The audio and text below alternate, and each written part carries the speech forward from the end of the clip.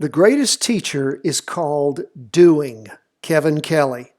My friends, market's rebounding today. We're going to jump into all of that. Gold down, everything else pretty much up. Now, don't forget, I'm putting out tonight, all of you Patreon members, be looking for the 20 weekly vertical crossovers we put out every Thursday night. Pick out a couple, go through them, sort them, do some backtracking, pick out two that look like good candidates for practice trading, 1 to 2. You start doing more than that, it's hard to keep up with things. Again, the way you practice is the way you're going to perform. And don't forget, Patreon members, next Wednesday, the 2nd of March, we will have our live Patreon Answer call-in session, 12:30. That's Eastern Standard Time, and we appreciate everybody joining us from Europe, South America, the Americas, wherever you may be. We will be here for you. If you're not a Patreon member, want to be one, hey, there are slots available. Please go there, sign up at any of the 3 levels, and we will get things going for you. Now, let's jump into these charts. What we see happening is we still have, of course, a down week. Price percent oscillator heading down, derivative oscillator heading down, big red down candle, long wick on the bottom, piercing, of course, quite strongly that Bollinger Band, and of course, they are spreading out. But what did we have happen today? We'll see that when we get to the intraday chart, but rebounding up 1.43%. Now, we still have a down week, lots of downward pressure. Allegedly, all this was because of sanctions on Russia. Although gas topped $100 a barrel is one thing I caught before I started doing the show. So everything's good now. Everything's great. But again, markets, you'll see this, and this is why you have to be in the market every day. You will see this happen over and over, even when you've got a bull market or you have a bear market. Market might be heading down, down, down, down, down. Some good news comes in, market grabs onto it, and boom, it moves up. Makes no sense. Moves up for a little while and then rolls back over heading down. I mean, we see this happen. The opposite in a, did I say bull? I meant bear market. In a bull market where it's going up, you'll see things go up, up, up, up, up. And then something will happen that's crazy and the market will pull back and go down for a while. And then right back up again. Again, that is the market. So we're always watching for those things. We're paying attention. We're not trading off the news. We're trading off the charts. And if you're in the charts every day, you will learn this. You will learn this by doing. That is why I loved this quote today. The greatest teacher is called doing. If you don't do the work, you're not going to know what the hell's going on, and you're not going to be good at this. That's why we ask 10 to 15 minutes each and every day. We look at the 2-day. Again, you can see this long wick showing you where there was a recovery from some of the strong down move. But that price percent oscillator still heading down, derivative oscillator still heading down. Here's where you see it. You see where booming down in the morning and then up in the afternoon.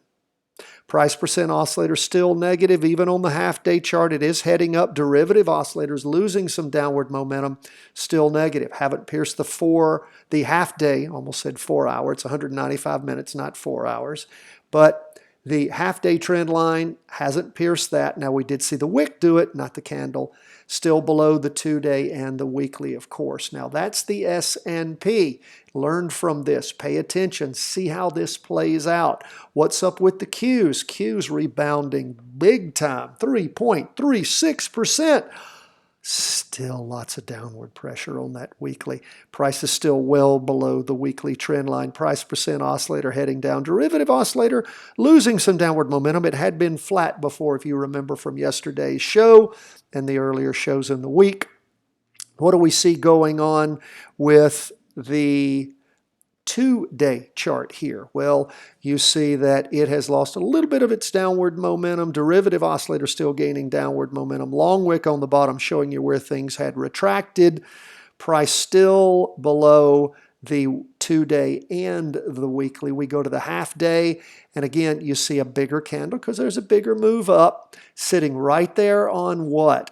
The half-day trend line. Now, it did pierce it on the wick, But as far as the candle itself goes, sitting right there, price percent oscillator negative, heading up, derivative oscillator negative, losing some downward momentum. So we'll see how this plays out. It may play out for a few days. Who knows? We'll follow these charts. We'll pay most attention to the biggest chart, the weekly. Then we'll next pay attention to the 2-day, and the intraday chart shows us the market's feel for that day. And shows, well, half day, actually. Gives us a feel for what's going on intraday. Now, what's up with bonds? Bonds up very slightly, 0.15%. We have a green spinning top for the week. That's a solid green spinning top, means indecision. It's a slowdown in the down movement. It is sitting right there, just right there, pushing above that 2-day trend line. Price percent oscillator still heading down. Derivative oscillator flat. That's on the weekly. On the 2-day chart, we can see the price percent oscillator is negative and pretty flat, maybe just going down a little bit. Derivative oscillator losing some downward momentum. And of course, what do we see on the screen here? We see a doji just pushing above that 2-day trend line on the 2-day chart, and again below the weekly. So overall, we have some, weakness still sitting there in bonds. We look at the half day. You can see where bonds are really booming up in the morning and then lost a lot of it as stocks took off in the afternoon. So that is where and that's what's good about the half day chart, is it lets us see intraday the market activity. Now, these are Heikin-Ashi candlesticks. They're calculated differently, but they help us see what? Average pace of price movement, which is very important. We can see the derivative oscillator losing upward momentum, still positive. Price percent oscillator positive, losing a little bit. So that's where we are on bonds, still decidedly down. Stocks still decidedly down. One day doesn't change everything. Now, let's go to gold. Gold pulling back 0.65%. Nice big up week for gold. We've got a lot longer wick than we had before because the candles retracted some. Price percent oscillator still hammering up. Derivative oscillator moving up on the weekly. 2-day. Look at that long wick on top where it lost all that energy. Price percent oscillator still going up. Derivative oscillator still going up. We look at the half day, you can see where things were booming in the morning and then rolled over and died in the afternoon. Pushed through that half day trend line, touched on the bottom wick. The 2-day trend line still well above the weekly. Price percent oscillator not enough to cross over, going down on the half day, and derivative oscillator still holding on to some green. We'll see what happens on Friday. Now, what do we see going on with Bitcoin? I'm making a command decision here. It's showing me that the New York Stock Exchange Bitcoin Index is down 7.25% for the day. That is from its report, probably around midday or so. If we look at what's going on Grayscale Bitcoin, it's up 3.72%. We look at our Bitcoin future ETFs, 1.91% up. That's BITO. BTF up 1.84%. And the Van Eck, which is the one I prefer to trade, I traded this one last week, up 2.11%. So Bitcoin ended the day up. So we're not going to go with that being down 7.25%. There was a recovery in the afternoon is what I am guessing. In fact, I don't have to guess that much at it. We can go to the half-day chart. That's where we see it. And I could just taste that. Same there when we look at the futures markets. All that the New York Stock Exchange Bitcoin Index is recording is that down move before the recovery, because it only reports once a day, if I understand correctly how they do that. What I do like about, and one reason I continue to use this chart is because I do like the quality of the numbers that we get from the New York Stock Exchange Bitcoin index, that they sort through it and they qualify the numbers that they use, and they are adjusted the next day, which means that the chart, particularly the weekly and the 2-day, when you look at it, you can compare it, and you see that it compares quite favorably to these other charts. They look quite similar. Again, oops, now that's the top 10 crypto, so that does look different. But we'll continue to use it until probably I get enough length here with these futures markets. Remember, they just started in October. So you can see they don't generate any kind of long-term charts for us. So we'll continue to use this while it works for us, and it has worked for us. So let's talk about what the charts are showing us. We can see the price percent oscillator still heading down, derivative oscillator losing downward momentum, still a big push. We look at the 2-day, and of course we can see where it's getting close to crossing over, going down. And again, if we look at something like XBTF,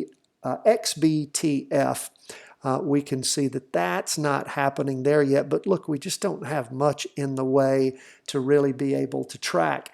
I'm sort of being careful with the Bitcoin Trust because it is a trust. It's not an ETF, and they own their own Bitcoin.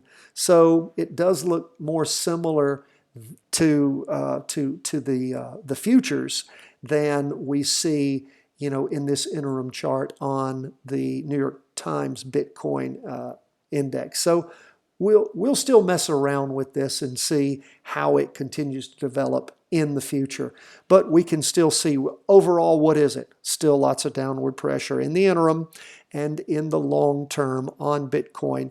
We look at our half-day chart, and again, let's go to a more reliable one for what happened. We can see lots of downward pressure on Bitcoin in the morning, relaxing some in the afternoon, still negative on the price percent oscillator, on the derivative oscillator. Overall, what do we learn from all of this? And those of you really interested in crypto, don't forget, every Wednesday, I put it out yesterday for all of the Patreon supporters, nice show where we cover not only Bitcoin, Ethereum, we go through the charts, we look at all of the, depending on the show, we go through various cryptocurrencies. We also go through various cryptocurrency ETFs. So if you're interested, become a Patreon member, jump more into these charts with us. But that's where we are. Still lots of downward pressure, even though there was a bit of recovery for Bitcoin in the afternoon. All you need to know is it ain't the time to be in Bitcoin. Not right now. So that's where we are, folks. And again, not investment advice. We're an education firm. We want you to practice trade with us. Nobody pays us for giving any investment advice. We're into your education. And when you get enough education, you can make your own decisions on your own.